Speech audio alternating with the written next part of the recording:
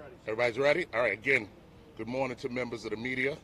I'm Chief Madry. I'm the Chief of Patrol for the Police Department. And standing with me here is Chief Obey, the Commanding Officer of Patrol Borough Manhattan North.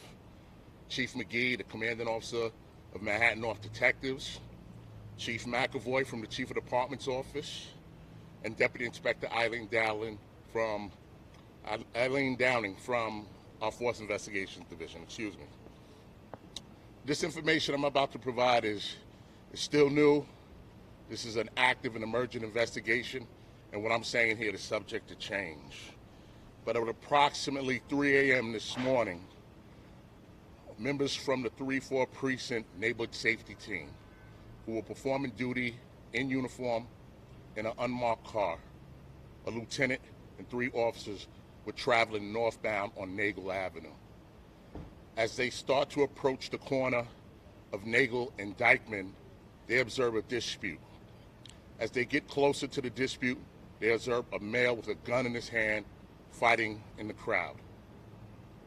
The officers exit their vehicle. They give commands for the person to drop the firearm. They yell repeated commands, and then at some point, officers discharge their weapons. They discharge multiple rounds, striking the suspect with the gun about the body. The male, who was 29 years old, who has prior contact with the police, was subdued. Another male was subdued. The male was removed to a local area hospital where he succumbed to his injuries. Members from the 3-4 Precinct were also removed to local area hospital where they're being treated for tinnitus and other ailments involved with this incident.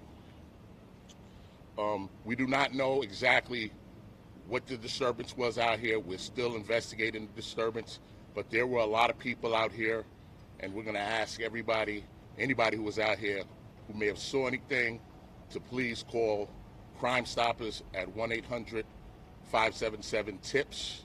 All calls will remain confidential, or they can speak to their local precinct, the detective squad, if they have any information to provide.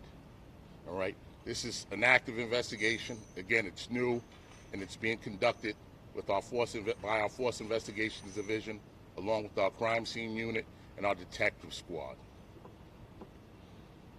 And that's it. Is there any questions?